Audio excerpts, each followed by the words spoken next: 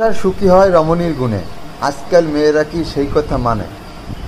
আসলে গাইস দেখুন, ব্যাপারটা বুঝুন। কি সুন্দর টাকার বান্ডিলটা নিচ্ছে, সে গুনতে পারতেছে না, বিকজ তার মাকে দিচ্ছেন।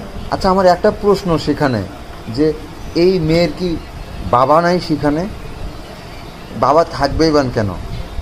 যদি থাকতো, বাবা যদি কোনো ভদ্র হইতো, তাহলে সেই জায়গায় অবশ্যই বাবা থাকতো, আর সেই জায়গায় বাবা থেকে টাকাটা গুনে নিত। কিন্তু টাকাটা গুনতেছে কে, দেখতে পাচ্ছেন? টাকাটা গুনতেছে মেয়েটা, কিন্তু মা।